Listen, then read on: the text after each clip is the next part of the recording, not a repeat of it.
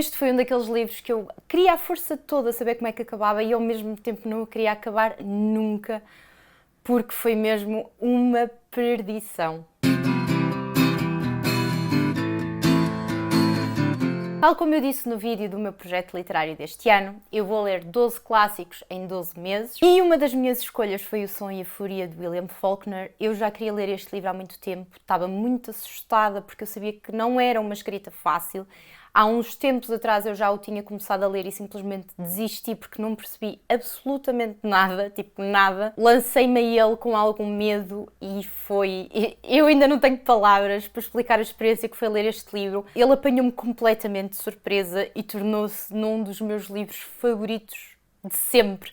É um dos grandes livros e uma das grandes leituras da minha vida e eu já vou explicar porquê. O livro foi lançado em 1929 e narra o declínio da família Compson, uma família ali do sul dos Estados Unidos. Tem apenas 4 capítulos, está dividido em 4 partes, portanto capítulos longuíssimos. Em cada capítulo nós vamos acompanhar um narrador diferente e vamos acompanhando gradualmente os segredos, os traumas e a decadência moral desta família. É uma família muito específica, apesar de ser grande, é uma família que as personagens são todas muito diferentes. Vamos conhecer um pai mais passivo, alcoólico. A mãe é uma personagem que possivelmente foi a personagem que mais acho que me deu. Ela é a típica mãe vítima, tudo o que lhe acontece, ela é uma sofredora, não assume responsabilidade absolutamente sobre nada e de alguma forma deixa que os filhos se eduquem uns aos outros e acaba até por culpar os filhos da sua infelicidade. Portanto, é aqui uma personagem que está constantemente mal, muito debilitada mentalmente, mas que também nunca quer encarar nada. A Caddy, a filha, é a protetora da família, acaba por ser a personagem central de todo o livro e ela de alguma forma é quem cria todos os problemas para as outras personagens todas. Esta personagem é uma mulher muito impulsiva, muito rebelde, que tem um lado doce, mas ao mesmo tempo desafia as expectativas do seu papel social enquanto mulher da época. E depois temos os 3 irmãos, o Benji, o Quentin e o Jason, e os empregados da família. E nós, através dos diferentes pontos de vista destes elementos da família, vamos conhecer aquilo que é a história desta família ao longo dos anos. A primeira parte do livro é mais difícil de acompanharmos, daí eu há algum tempo atrás ter desistido do livro porque eu não sabia exatamente o que é que estava a ler, não fazia absolutamente ideia nenhuma das personagens, de nada, da estrutura, e então acabei por desistir. Esta primeira parte é então narrada pelo Benji. Estamos a falar de uma pessoa com deficiência mental, uma voz super sensorial, super infantil, muito difícil de acompanharmos porque ele não respeita nem o espaço nem o tempo, portanto ele é capaz de estar a falar de uma coisa que aconteceu há 10 anos e ao mesmo tempo está a falar no momento presente e depois vai falar no futuro. A narrativa é super caótica, não é linear e mostra-nos exatamente a sua fragilidade, a sua dependência total à Caddy, à irmã, e a sua incapacidade de distinguir aquilo que é presente e aquilo que é passado. A segunda parte do livro, o segundo capítulo, é narrado pelo Quentin.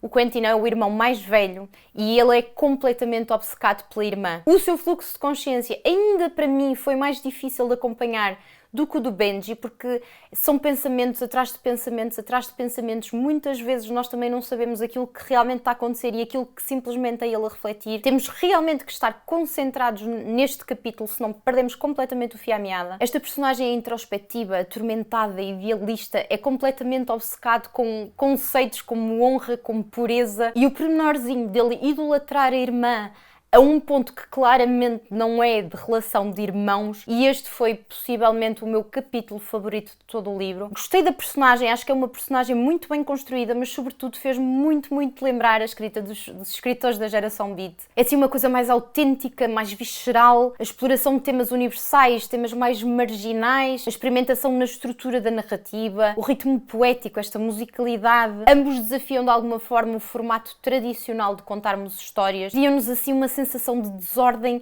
e de fluidez na mesma medida, que refletem o estado mental e emocional das personagens, e eu adoro isto. O terceiro capítulo é uma personagem odiosa. Estamos a falar do Jason, do outro irmão. Este Jason é uma personagem cruel.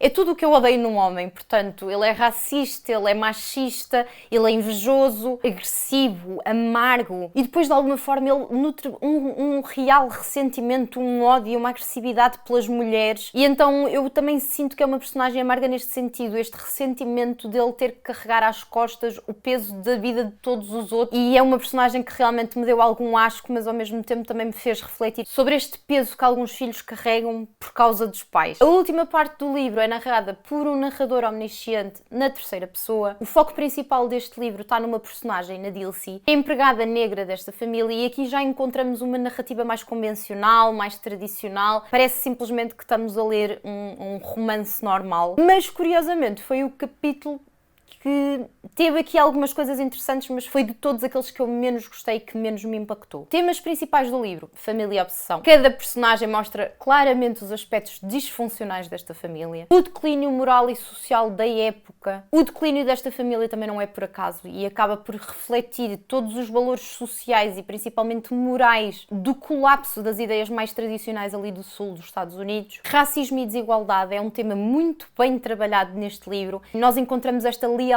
dos empregados negros desta família que contrasta absolutamente com a forma com que esta família os trata. E finalmente, tempo e memória. Esta estrutura narrativa fragmentada explora de forma incrível a maneira como o tempo é absorvido de forma totalmente subjetiva, e a forma como o Faulkner conseguiu fazer isto neste livro, para mim, é de um gênio, está brutal. Eu nem sei dizer exatamente aquilo que mais me prendeu ao livro, mas posso já confessar que eu apeguei-me a estas personagens como se fossem da minha própria família. Eu acabei o livro e tive que me despedir delas e isso custou-me horrores. E após ter lido o livro também percebo porque é que o António Lobo Antunes diz que já leu o livro tantas vezes e porque é que gosta tanto deste livro.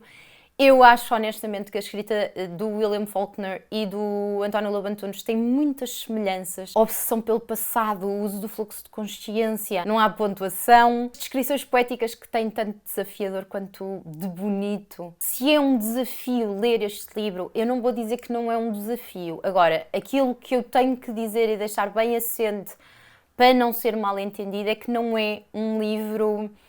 Como é que eu ia te explicar? Ele não é desafiante por ser uma seca, por nós não termos capacidade de perceber o que é que está lá, por a linguagem ser demasiado elegante ou pretenciosa de todo. Uma das coisas que eu mais adorei na escrita deste livro é exatamente ele ter zero de pretencioso. É desafiante porque tem muitas camadas. Tem um estilo muito peculiar, tem uma linguagem que nos obriga a termos de alguma forma essa disponibilidade e essa abertura, e foi simplesmente das coisas mais bonitas que eu já li. Apesar de ser absolutamente diferente de tudo aquilo que eu estou habituada a ler, em nenhum momento, e eu repito, em nenhum momento me cansou de ler.